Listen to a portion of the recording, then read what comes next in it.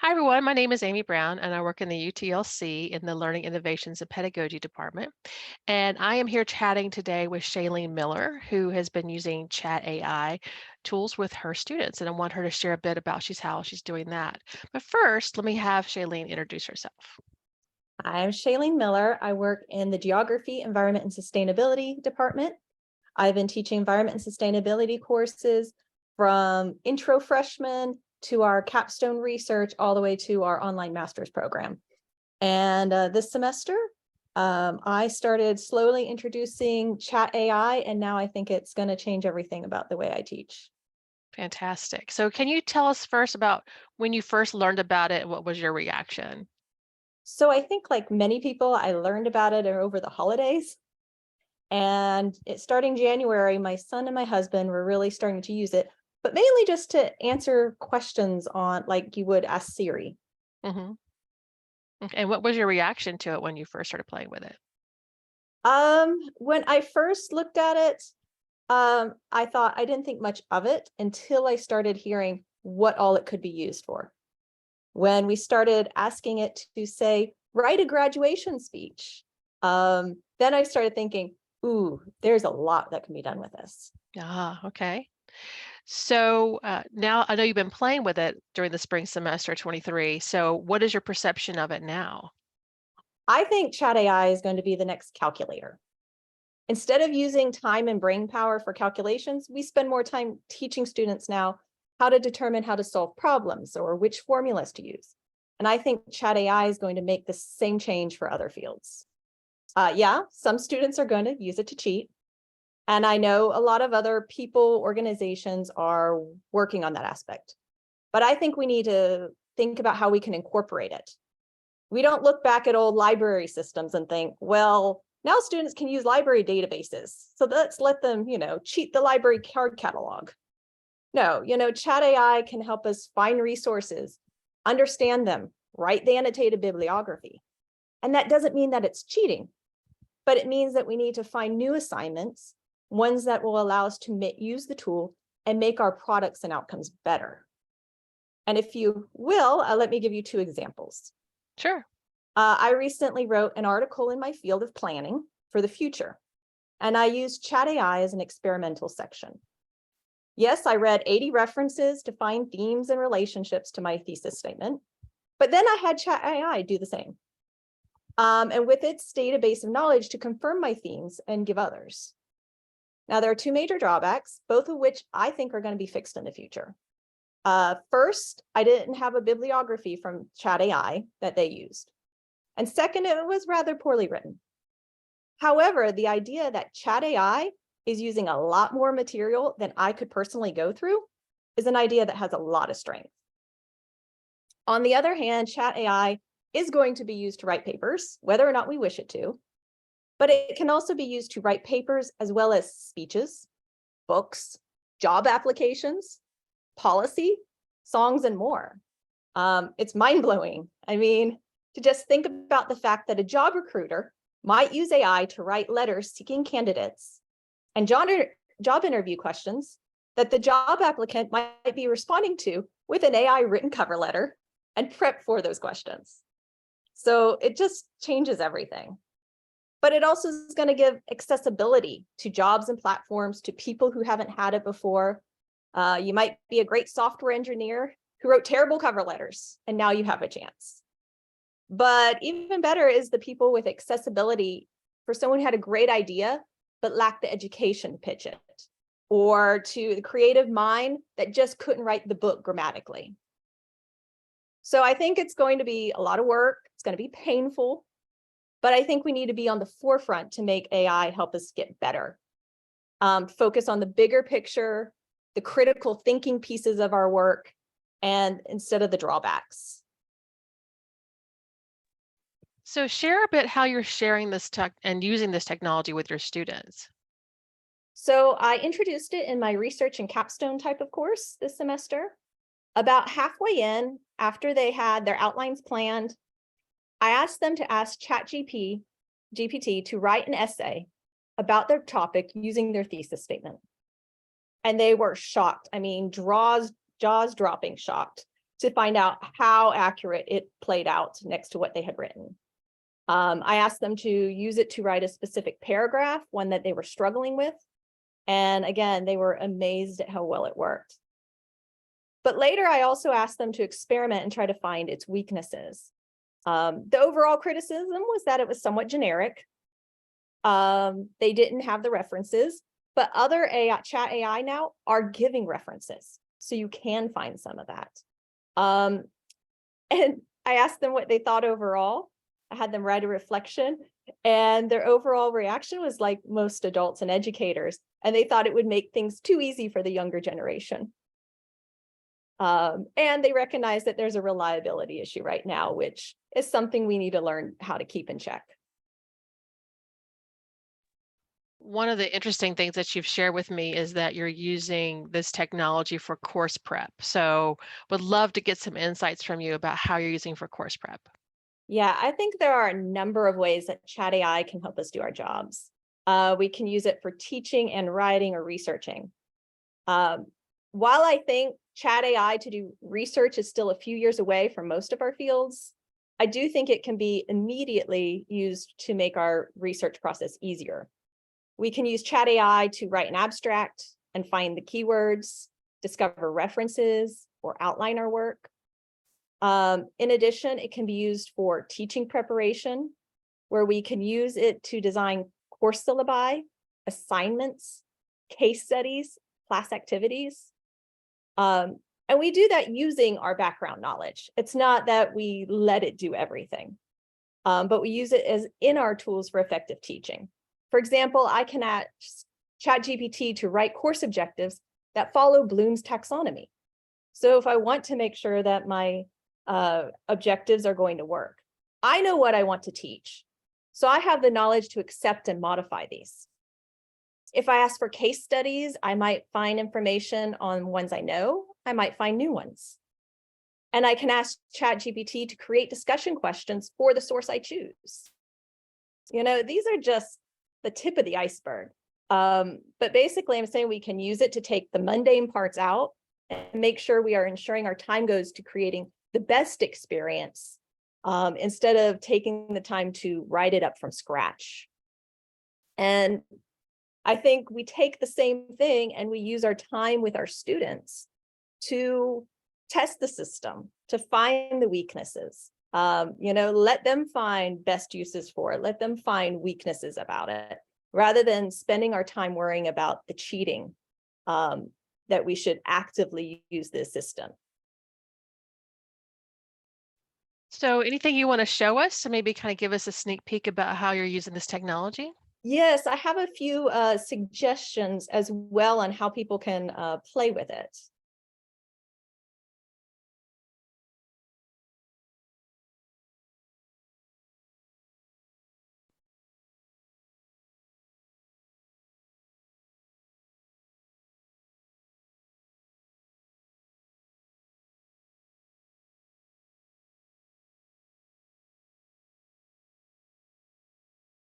All right, can you see my screen?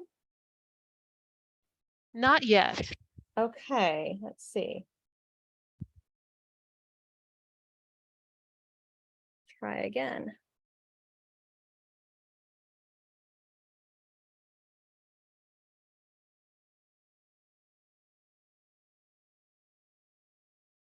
I can see it now. All right.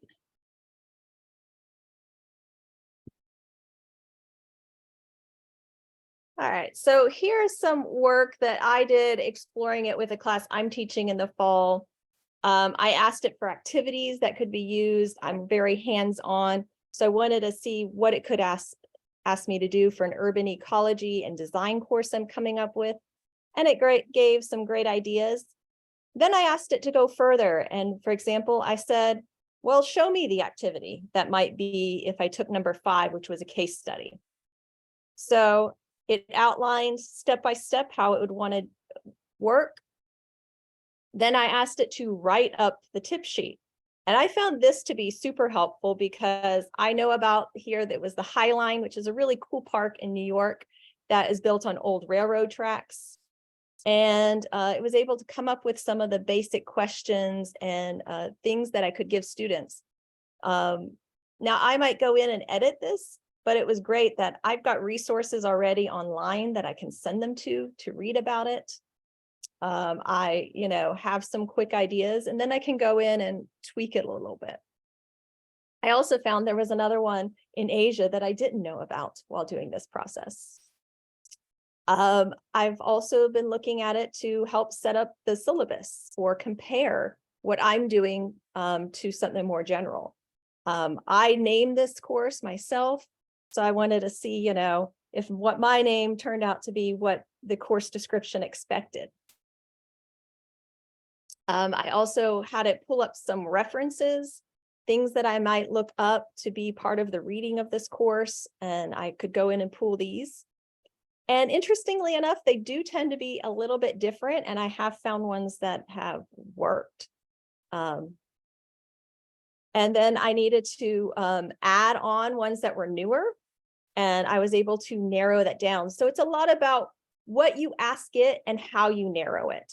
And the great thing about ChatGPT is, like talking to a person, is that as you go down the way, it's learning from you. And you can continue to go back and ask questions about it. And eventually it can even learn your writing style and fake you. So I asked for, more general references, just things straight off the internet, and they were able to give me internet sites so that it's not just academic articles. A section of case studies. All right, so you see the Highline one ends up as number 5, but there's a whole bunch of other case studies that I could look at for this class as well. I got a tip sheet because after taking the last set of ACU courses, everybody had tip sheets, and I decided, well, I need some good tip sheets when we go forward on things. So I'm thinking I'm going to use this to help me, oh, I should give them that instruction as well. So it's going to kind of help me think through that. Am I giving them all the information they need? I'm going to skip through a few and show a few about what I think we can do for students. And I think big picture, they can learn to use it for studying concepts, study exams. We can use it to create and change student items. And then I also think we should help to incorporate it in future management of what they might expect in the future to use it for. So in learning concepts, you can say, explain why this is important. They could use it to study by either asking, teach me this. You can do it by saying, here's what I think an essay question might want to be. What might that answer look like? And so you can use it to look through these things. Do you know the answer to that question? If not, all right, we can use it to look it up. Here, you can use it. This could be on the teacher or the student side. I said, write it in B1 level French, a paragraph. And here you'd be able to practice, do you understand it? Can you translate it? So it could help someone prep for the course, but it could also help you say, okay, this is my level that I need to be able to do. I also think we got to think through the ways we do student items, take it away from the idea that they're just cheating, but, brainstorm, use it to outline the idea that you come up with. So like me, I make them choose a research topic within the first 2 weeks of class. And that is the most overwhelming part of the class, I think, sometimes. So, they have ideas they can throw out. They could get more ideas for it. They could see what the outlines for this might be, because that way they don't get into a topic and say, oh, this is not what I meant to be doing. They could come up with references for the idea, or sometimes people can't come up with the counter idea to use. Those are all things that ChatGPT can help with. Obviously, it can help correct grammar, but it can also add interesting elements. So it could add a quote, a fact, an example. And these are things I asked some of my students to do. They're being really generic. Use it. Find an example that exists out there. I think, when we talk about writing classes, you could start to get in there. And I know my friend who's a ghostwriter has said that she has them write it, she has AI write it, and they compare. And, think about those pieces. It can change your tone. We had a graduation speech written by Yoda, but it could also be written for an 8th grader. It could be written for different audiences that you can rewrite as well. And again, I think we need to be testing the limits. That way, when students start to use it, they're using it in a way that makes sense. So, for me, I'm thinking I'm going to have them create reference lists and compare it with what they're getting. Are there things that, are more helpful that they found, or are the things they found on their own better? To look up facts and then confirm it. Go back into the references and make sure, since a lot of chat AI doesn't have references, that you find it, you confirm it. You could also use it to make a task more accessible. And I think this is going to be a lot in terms of people who have difficulty with reading, people who have difficulty with writing for different reasons. So we can think about our future jobs and how we can make something more accessible using ChatGPT. But taking this even to the practical level of work and life management, I put it here, write a cover letter. I recently asked ChatGPT to write a cover letter for a job description, and it was better than what I wrote. So there were definitely sentences I took directly from ChatGPT and thought, wow, this sounds better than the way I wrote it. And I think that says a lot. But they can, on the other hand, write the job descriptions. They can help you in your lives. They can give you a grocery list, recipes from the food you have. They can provide productivity lists, diet plans, just about everything you can think of. It can be available. So I wanted to give away, I think if anybody wants to go out and try this, how to start it. I think ask it to give it a paper. And this can be a little complicated. It's better if you could copy paste it or provide a link for those that link, and ask it to write an abstract or write a syllabus from an outline or description of a course you have. Have it create a class activity. Have it write a template for it. This would be great if you're doing the things where notes for people to follow along. This would be a great activity for chat AI. Have it explain as if I'm 8 years old. So the idea of this is that or an 8th grade education, that most of the people in the US are said to, write or understand at about the 8th grade level. So have it dumb it down, have it, take it out of your expertise and make it simple. Try a lesson plan, create a resume or a cover letter. And if you want to go even further out there, into more generalized space, you could have it summarize a web page or the news, analyze your writing, write a response. It could change your persona. It could change it from formal to informal. I was recently in Amsterdam and had a really rainy day. We asked ChatGPT, what can we do on a rainy day and what's free? And we got information. Could recommend a book, We've even asked it to write songs, Instagram posts, poems. It does a pretty good job with haiku, although I tried haiku in French. I'm not sure it succeeded. So there's a limitation for you. So some ways that you could play with it.